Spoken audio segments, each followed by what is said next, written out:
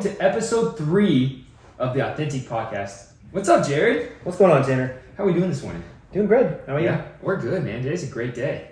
The market's feeling good. I feel great about where we are and about to be the 4th of July. Awesome. A lot to be happy about. I know, exactly. So, what are we drinking today? It's morning. We normally do it in the morning. afternoon. Today's morning, so drink a little bit different. What are we thinking today? No booze. So today I went to Seven Brew. Ooh, it's new. I've never been there. Which is a drive-through coffee place at 435 in Metcalf. Okay, so Overland Park OG. Yeah. So we got 3 different ones. I mean, these are flavor packed drinks. You don't really go there for black coffee. So I got 3 today. I've got the brunette, which is hazelnut and caramel. Ooh. I got the smooth 7, which is white chocolate and Irish cream. And I got the blondie, but then I did the blondie with sugar-free syrup and almond milk. Come on. To try one that's a little bit better because these are Straight sugar. Yeah, these are straight sugar. But so we're gonna try all 3 while we're chatting today. I'll have a stomach ache by the end, but they look phenomenal. Yeah, they do look good. So anyway, last week you had a great event at SERV in Overland Park. That was a ton of fun. That was an awesome place. If you've never been to SERV, guys, you need to go. It was phenomenal. They had live music, 7 or 8 different food places, 3 or 4 bars you can go to, pickleball courts we rented, you had bags, you had a turf field for kids. I mean, it could not have been a better night. It was fun. Yeah, well, thank you, man. It was an absolute blast. Shout out Kimmy over here. She planned the whole thing and did phenomenal on it. And yeah, over 250 people came. Really? Yeah. Wow. Huge turnout. Great staff. The waiters, the bartenders cannot be more impressed with somewhere to put on an event. So if you're listening and you have an event to put on, I would definitely recommend calling Jason at SERV because they took care of us and were there to help us every day of the way. And then it ended up being a beautiful night. Yeah. I have a new favorite drink. Ooh, what'd you get? It was the volley, I think, which tastes like Mexico. Yeah, it was like the rum and pineapple and orange. Yeah, it was fantastic. I don't know what the little bit on top was. Good. It's so good. I don't know what the little bit on top was, but it was fantastic. It was good. We had dinner reservations afterwards. Ooh. And we were both buzzed and not hungry after leaving that event. Good. So we had our dinner. It was barely even dinner. We just shared like 2 things. And, but yeah, SERV's a great place. Yeah. Also a good time to talk about working with the Garver Group because then you get to do fun things like that. Well, thank you. Which I don't think a lot of lenders do, honestly. Yeah. So that's great. We try to make everything fun. You know, mortgages are 5% of what we do, and the rest is being there for our people, taking care of our people, and then just living life together. Yeah. And so it's an absolute blast. I appreciate that. Thank you, Kimmy, for doing everything. It ended up being fantastic night. So Good job, Kimmy. yeah. So what are we talking about today? Today's going to be more about rentals. Oh. Short-term, long-term, mid-term. We're getting this question. I'm getting this question a lot. I'm sure you probably Yeah, are a lot. too. A lot. Before we get into that, though, I'm going to do a quick market update. And then you can do a quick rate update. Perfect. If you want. Yep. Just in case anybody's curious. Mine's going to be quick today. Obviously, we're still in what we're calling our seller's market. We are not crashing. Johnson County is at 102% of list price to sales price. Still, yes, and that's all of Johnson County. That's all single family homes. That's condos. That's everything. Okay. So still very healthy. List to sales price, obviously, what the house is listed for versus what it's sold for. The sold price is 102% of what the list price is. Jackson County is not far behind at 101%. Does that make sense? Yeah. So let's see this house for $300,000 at 102% in Johnson County means you're looking at 306 to 310 in that range at least is what it's actually going for On average. Yes. And that's anything including ones that go for 30 or 40 over and then the ones that go for 30, 40 under. Yep. Okay. Yep. Wow. So anything above 100% is still a very healthy seller's market. Yeah.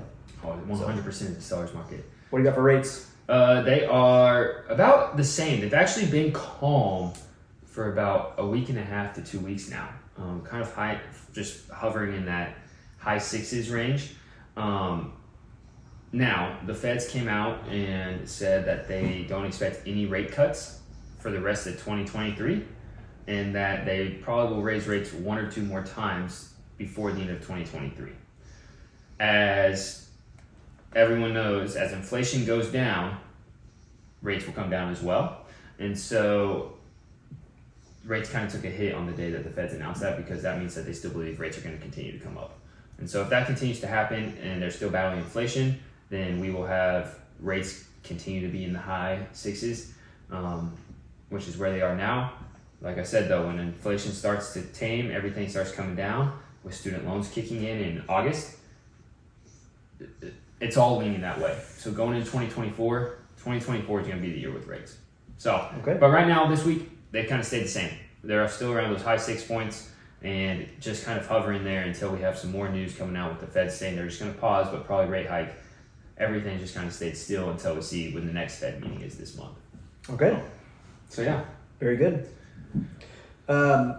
Moving on to, it's going to be a similar conversation, but obviously investment properties are a thing that a lot of people talk to, and I think Huge. we've talked about. And when rates got really low, obviously a lot of people bought rental properties Right. in what we call accidental landlords. Have you heard that term? Yeah, 100%. So somebody that had their first time house, they have a really great rate on it, decided that they didn't need to sell it to go on to their next house, so they just rented it out. Not necessarily planned, but that's kind of what we call accidental landlords, and we're Yeah. seeing that a lot. I kind of fall into that category, but mine was planned the whole time. We gutted it, renovated, and did Sure. it. But we got in when rates were low threes, and we're not going to sell it ever because we can cash flow really well. What we're seeing now on the mortgage side is it's a little bit tougher to find for rentals right now cash flowing properties. I mean, interest rates for investment properties are higher than interest rates for conventional primary residences because there's higher risk. And so with that, we're seeing rates coming out in the mid sevens right now for investment properties, and you can't cash flow unless you find an absolute steal of a deal, and that's impossible to find in a seller's market. And so you have to find these properties and be okay with buying holds, because the seller's market, you just can't cash flow. Right. So we're seeing a lot of difference in investment properties, and people asking and wanting to do it, but then when it comes down to actually seeing the numbers, slowing down. Right. So is that kind of what you're seeing? Yep. I mean, we've talked a lot of people out of it. We get people that call and say, hey, we want to do this, and I'm all for it. I'm all for investment properties. Right. Obviously. You have a couple too. Yep. But yeah, numbers just don't make sense. And then Right. once you put that out in front of them, it's like, oh, well, we don't have any extra money for Right. vacancies or maintenance, and it's you're not cash flowing, likely not cash flowing. Right. But Exactly. I think part of the conversation I want to have today is because this is something that we've obviously seen in our research. I don't know that people necessarily know what could be coming It's coming. with these investment properties, Right. and I think it's something that we need to talk about.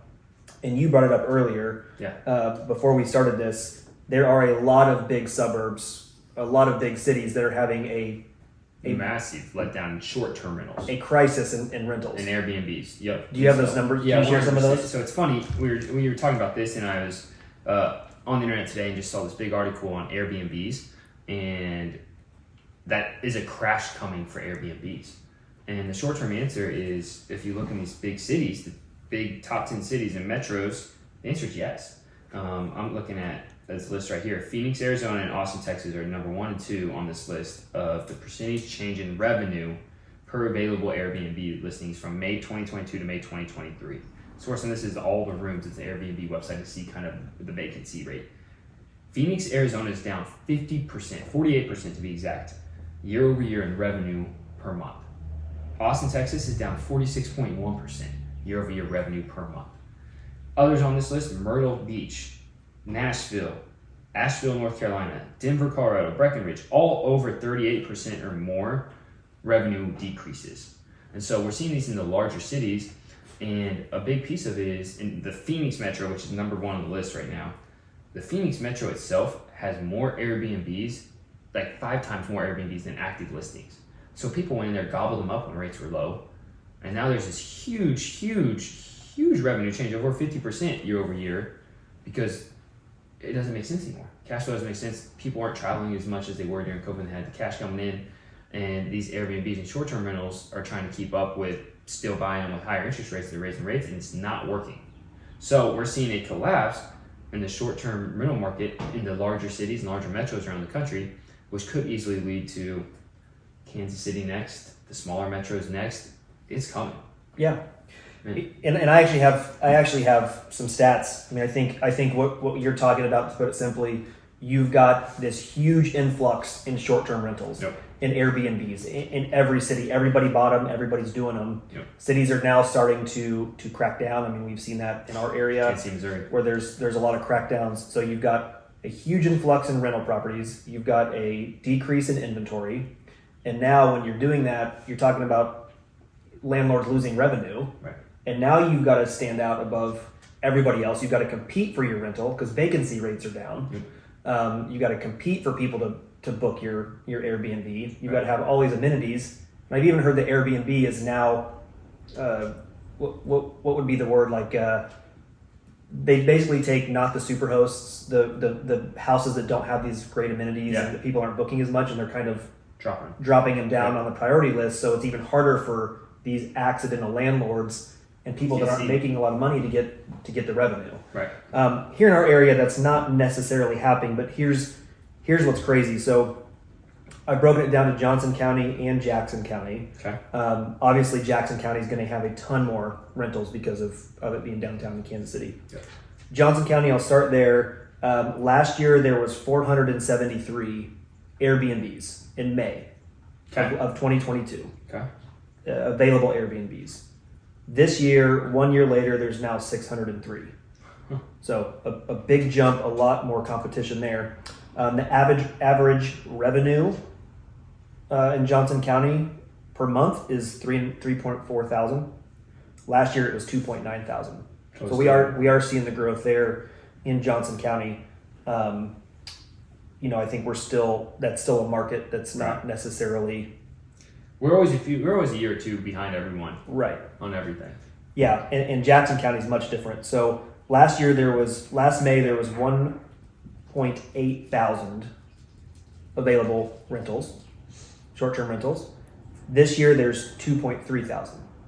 Okay, so another jump. But here's what's crazy is revenue is actually going down. So last year it was the average monthly revenue was 2.8 thousand. This year it's now 2.6 thousand. Wow. So you're starting to see that shift in places like Jackson County where the competition has skyrocketed and now revenues are starting to suffer. That makes complete sense. And if revenue goes down and landlords can't book their people, they can't get the money that they were getting, and they might be selling. Yeah. They might be forced to sell, which brings me to another point that I want to talk to you about. I don't know much about these loans. I've heard about them. The DSCR loans that people have been using in order to get money to buy an investment property. Here's my issue with them. I'll have you explain it of what they are.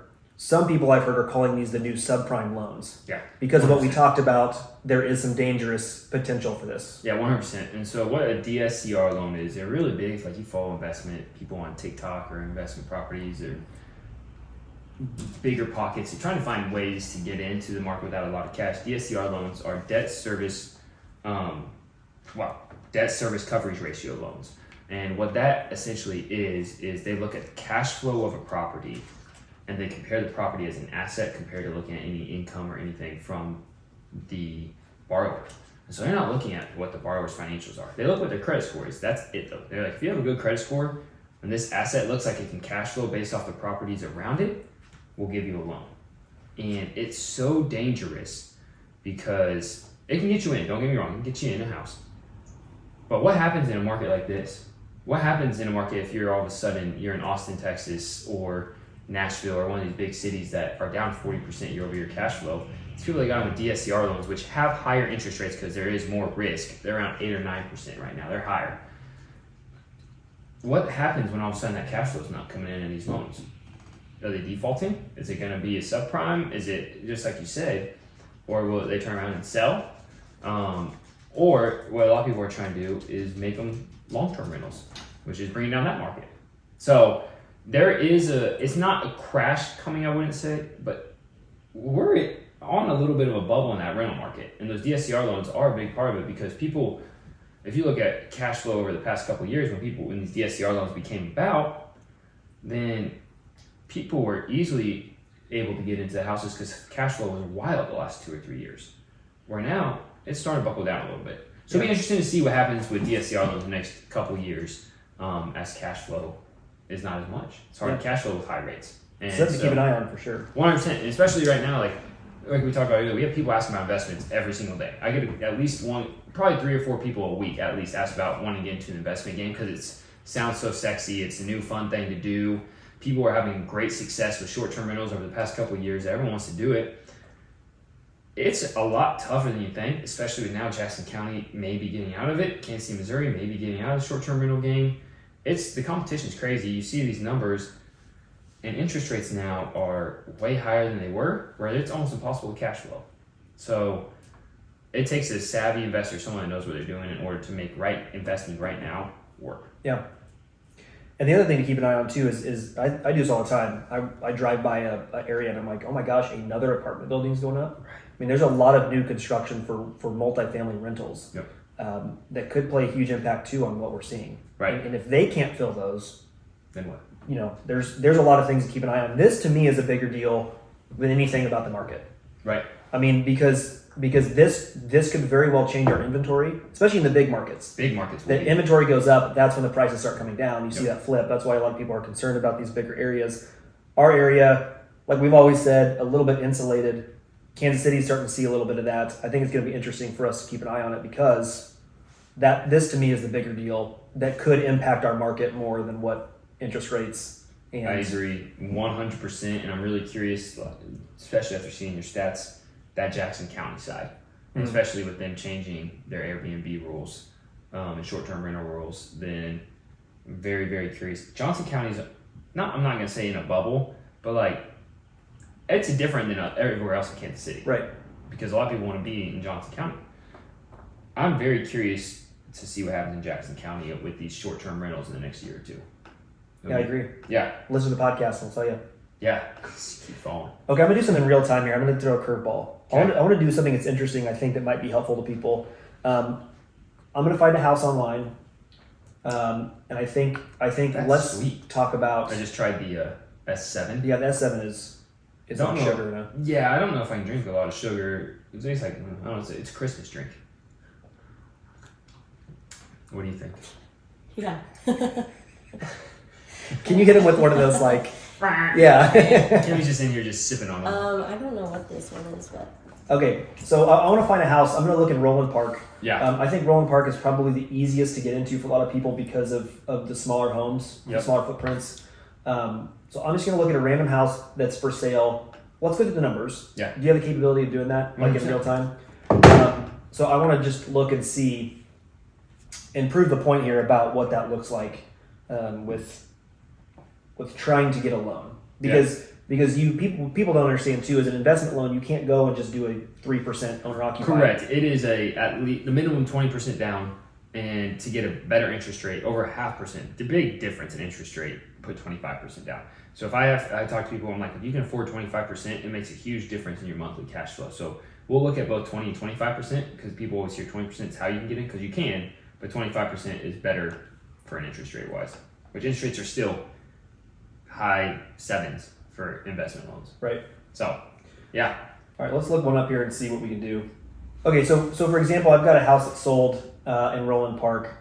And I'm going to talk about Roland Park. My personal rental's in Roland Park. Yeah, so, it's a great rental area. Yeah, I've got a lot of knowledge for that, and as well as I think that the entry level for people is going to be really good in Roland Park. Yep. Here's a 2-bedroom, 1-bathroom for $230,000. Okay. Okay, it's sold on Sycamore Drive. It's about 960 square feet. Okay. And it's on a crawl space, so no basement in a 1-car garage. So while you're pulling up some information, I'm curious what a monthly payment would look like for a $230,000 house. You know what the taxes are on it? Mm-hmm. Do $3,400. $3,400. Yep. Sheesh. Okay. So part of what we look for with good rentals is obviously something we don't have to fix up. Right. We like to have a garage. We like to have some storage space. This one doesn't have a basement. It's on a crawl space. But the good thing about that is that you don't have to worry about basement flooding or water or anything of that nature. So a 2-bedroom, 1-bathroom under 1,000 square foot is insanely easy to manage, Right. which makes Roland Park such a great area. And not to mention that a lot of people want to be there. Right. We can usually in Roland Park get $800, probably $700, $800 a month per room. Right.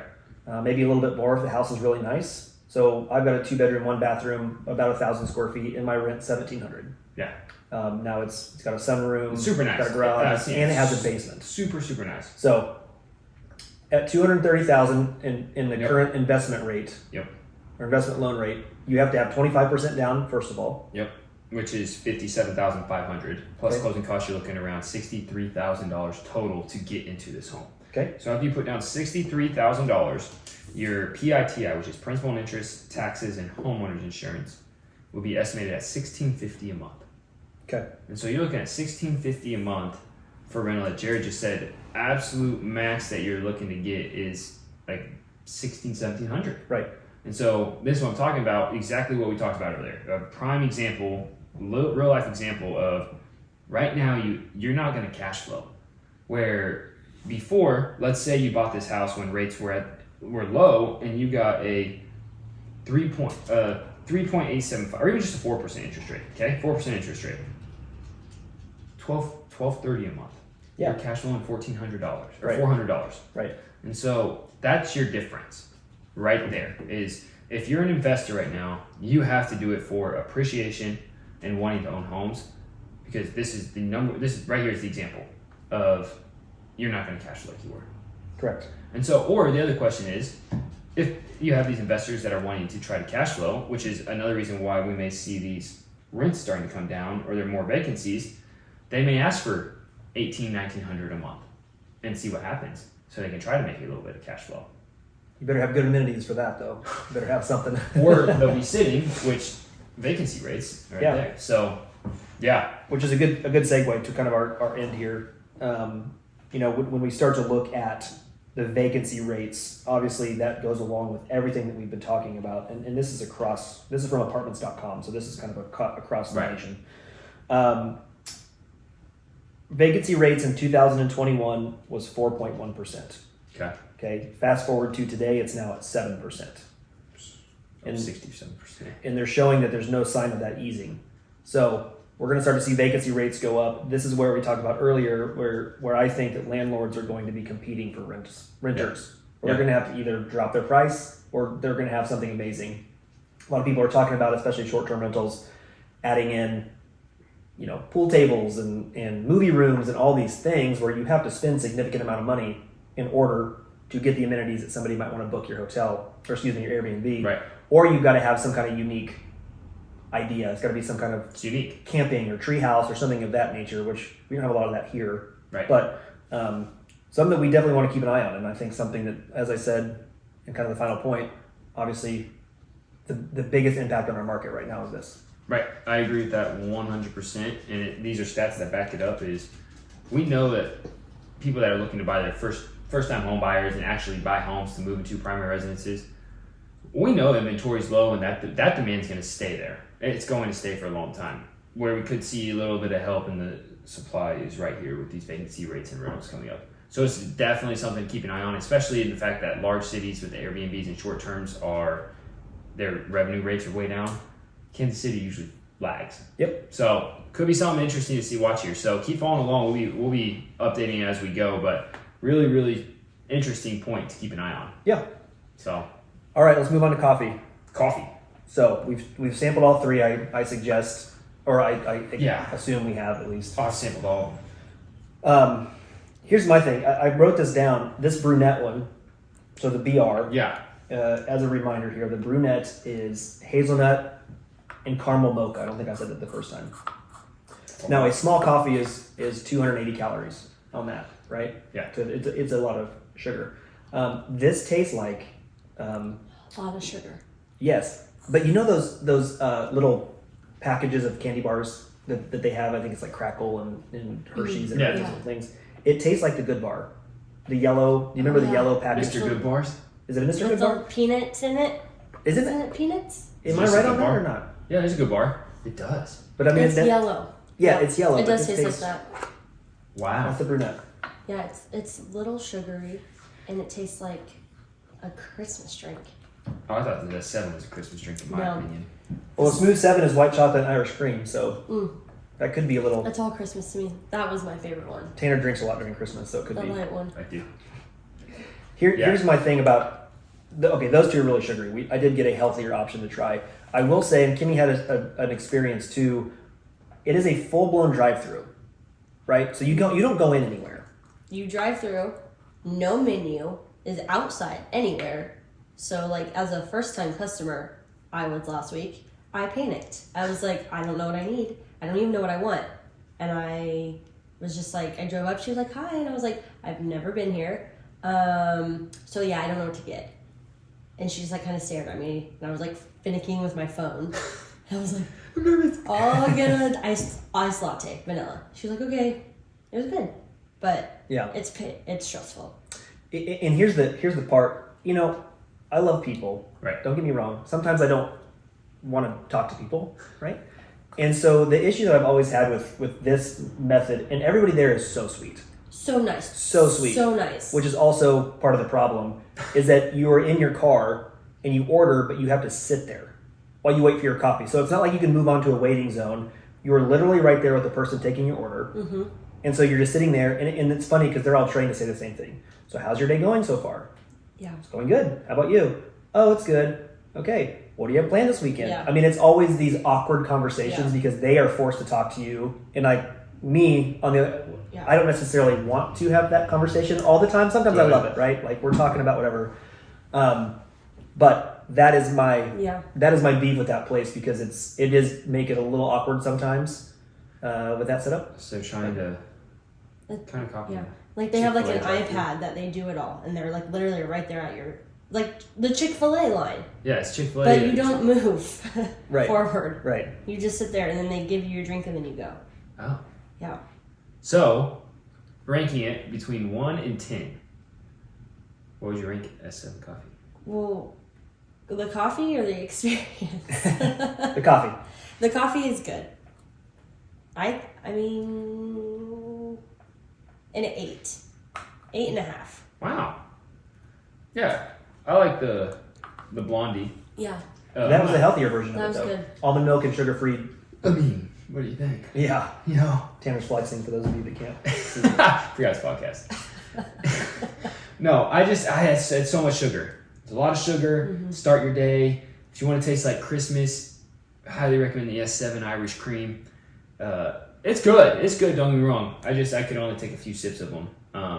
So This is like a splurge coffee place, right? So if you're just like, True. we're going to the farmer's market and I don't care if I have this sugary drink, it's my Today's cheat today. day. You go here because it is going to be a very good, yeah, I mean this coffee's good. It tastes good. right? But this So- is not a day-to-day for me. This is a It's splurge. special, 100%. So, Yeah. all right. Awesome. Well, guys, thanks for joining us. Thank we'll you, be back everybody. in the next couple weeks with episode 4. If you have any questions about investments or anything we talked about, hit us up. We'd love to go through examples for you or just any examples in general that would help you decide if it's something that you want to do. And Tanner and I both obviously are in the investment world too. So Yeah. we have some experience that we can share. Awesome. All right. Thanks, guys. Bye.